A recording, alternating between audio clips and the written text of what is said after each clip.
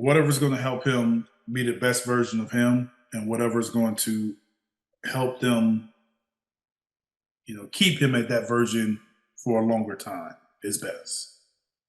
If limiting the minutes helps do that, then that's something we gotta be, because I think to accomplish the goal you want to accomplish, when we get later in the season, we get to the playoffs.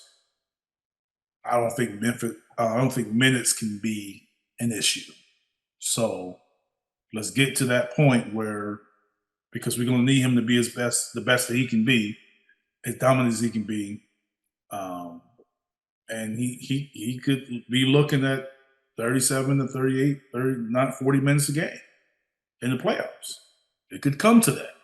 I mean, you don't have back-to-backs, but whatever gets him to that point, I'm all for it. Yeah. As far as the game goes, it was the get-right game we finally got, so that's one. But is it because we played better, or we just super hot? We were 44% from three. We couldn't miss in parts of that game. Embiid was a little more aggressive closer to the basket. He had 3 blocks. We looked a little more energized on both sides of the floor. And I think the 28 minutes he played really helped that too. It's funny, when I was watching it, it kind of brought me back to the 2016, 2017 Sixers and Embiid, where they would start him and they would pull him around after 5 minutes, and they would bring him back in with 2 minutes left in the first. And then they'd, play, they kind of staggered him. But I think back then he was on a 22 to 24 minute restriction. That was his first season, really, his first playing season. So a little more than that. If you're going to get him to 28, I still wouldn't mind doing a variation of that and pulling him at the 6 minute mark. Let Harrell come in, let the offense run through Harden for the rest of the first quarter, and then start him the second quarter, have Harden pulled, and then you have him play most of the second. I think that'd be a good way to kind of stagger him up a little bit too, to use him into her strengths. But I think whatever we can do to get the best of both sides of the ball, I don't want to sacrifice one for the other, because it doesn't do anything for us, because we became a worse defensive team when we did that Simmons and Harden swap, and Maxey playing all the minutes. We have a couple guys who are not as good at defending. Embiid's position down low as support becomes even more important, right? So he needs to be active on defense. And I don't think he has to. We have to get back to him exerting less energy on offense, which was happening for a while with Harden, but now he's going back to getting the ball at the top of the key and trying to do all these moves to get to the rim. It's man, you don't have to do all that. It should come much easier to him. Yeah. But if he's not going to do that, then play him less minutes, and that way he will be more energized throughout the game. So overplaying him, we won't see the best version of Embiid. I know it's when you see him out there on the floor more often, it's comforting. You're okay, our best player is always out there. He's out there a lot. Great. I'd rather have a 90% Embiid for 28 minutes than a 65% Embiid for 34 minutes. I want him to maximize when he's out there, not just being out there and sluggishly getting from one side of the floor to the next when Harden's, dribbling 18,000 times, whatever the stat you said earlier was. It wasn't 18,000. No, it wasn't. I decided to be a jerk and go really high on it just to prove my point. But yeah, no, I want to see him getting back out there and diving for the loose balls, blocking shots. Because the problem is too, and this, Eric, he doesn't want to come out of games, right? He never did. Even when he was on minute restrictions, he didn't want to come out. And that was when he was whoa, dude, we don't know if your bones can hold up. When you're playing too many minutes and you're not in shape, that's when you can easily get injured. We see it all the time with football players who miss training camp, and then all of a sudden they go out there and get the ball 25 times and they hurt their knee. He also dives for balls. He jumps for a lot of block shots. He lands awkwardly a lot on dunks. That on tired legs when you're being overworked, that can easily lead to an injury for Embiid. I just don't want that to happen, because a lot of times he does fall a lot. Dude, I told Marcus the other day, if they had an over-under, I wish they had an over-under for his falling. And it would be a 4.5, I'd say, each game. And I might take the over on those, man. Yeah. So, he doesn't, because he's one of those guys, if I'm out there, I'm going to die for everything. And that's great. I love that about Joel. He plays like he's like 6'5", but he's 7+. But I want you to do that when you have your legs under you, because then you don't have that good base. You're going to land awkwardly on one leg, and boom, our season's done. It's not worth it for the extra 5 minutes a game. It's not.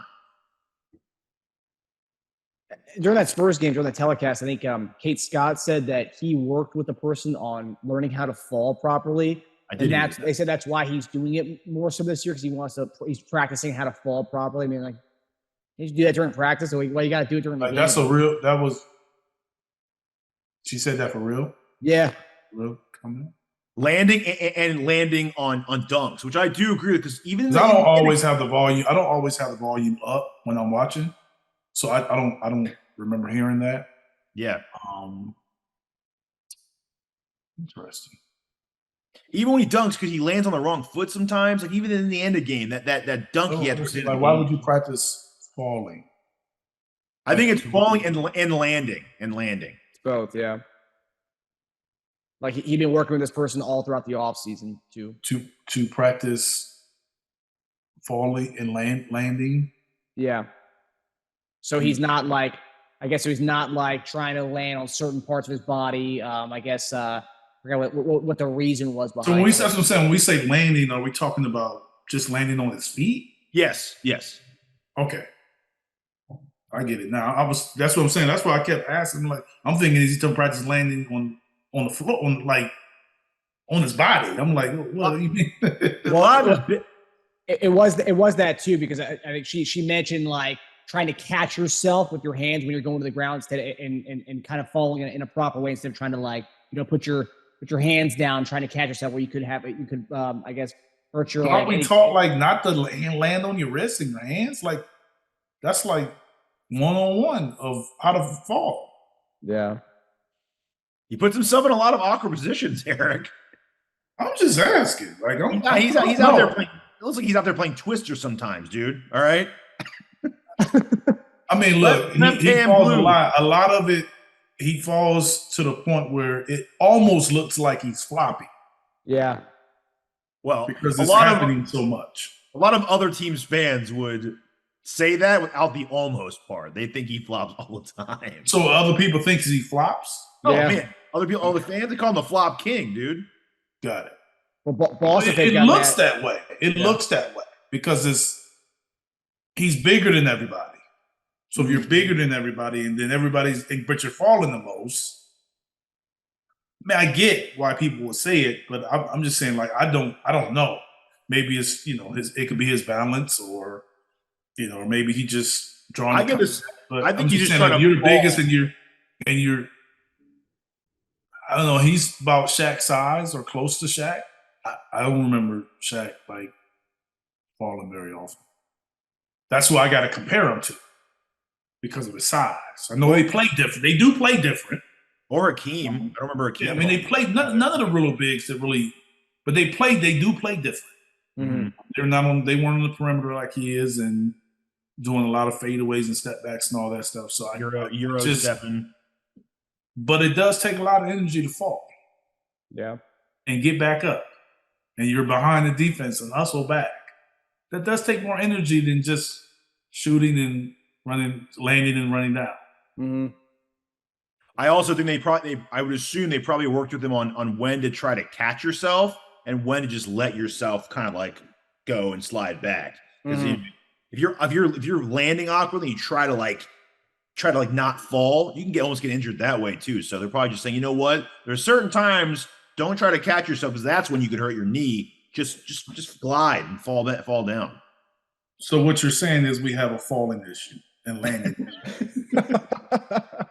I mean, that's what, right? If we're spending the off season on it and we're talking about it, we have a falling and landing issue. I'd say it's falling/conditioning issue, but yes. Tired legs. Which means that it's a concern for someone. Oh, yeah. It's a concern for, what's the concern for? Prevent injury or injury happen? Both. Yes. Because look at a lot of injuries he's had. The lower back, he landed straight on his ass. He hurt his lower back that way, his tailbone and lower back. The meniscus in the Washington series, I believe, was landing on a dunk. Yep. And they're not even like landing on a dunk. It was just like, I think he landed on his on the right. I think he landed on his right foot on that one because he did one of those like jumping Euro step dunks. And then he doesn't hang a lot. He just lets it go. And so his knees are almost hyperextended when he lands sometimes. So I heard landing lessons, and I'm like, you know what? I think he does need those actually. I would say just hang on the damn ring for an extra 2 seconds and make sure you're set and then let go. But when you're, hey man, I'm not. Yeah, I have no idea. He's Euro stepping and dunking on people. What it is, how to help, the dress, an opinion. I can't give an opinion because I have no idea. The first time I ever heard this. You mean you weren't Euro stepping dunking on people with the wrong leg? I mean, we were doing what they called the Euro step, but it was called back then. They said step through. I thought you were going to say back then it was called travel. No. I'm saying like, but they added an extra step or a half step since I played. No, I'm saying the rule books they actually have. Oh, yes. Okay. So I thought you were making a joke. A lot of times, guys would do it. Like we practiced it actually in college at Michigan State. We called it step through. Like we actually practiced it, and we had a guy, one of our centers, Pep, did it all the time, and they called travel every time in games. So guys wouldn't do it. But we actually practiced it. Daily dozen 1, daily dozen 2. It was like one of our things we had to do before practice with Coach Heathcote. And guys were just like, I'm not doing that because they call travel. Yeah. Now in the NBA it was a little more lenient. You had some guys that would do it, call it step through. Obviously Manu, when he came in, kind of took it to another level. Yep. Because it was a part of his game and a part of his moves that he did. It looked pretty too. Yeah, I mean, look, and him being left-handed, it was kind of different. And now guys are, start taking that, and all the people that train and work out and do all that, they start putting it into their game and adding more to it. Where coaches we had was like, "What are you doing that for? Just go shoot a layup." Like it was just like almost everything that you try to do that was kind of different. It was kind of frowned upon. Whereas now these guys practice all that stuff. So it's practicing at a young level. I mean, my younger boys at 11 and 12, they do it. Wow. They see all those older guys doing it, so they do it, and they practice it. Naturally, yeah. That's the part. So they practice it, and they be so excited when they do it in the game because they've practiced it. Yeah, it's great. And then I'll say, "Oh, Euro!" Oh, and they like go crazy like it's AI's crossover or something. That's funny. I noticed the Euro step though. Usually in Manu was a layup. James Harden Euro step layup. Most of them laid up.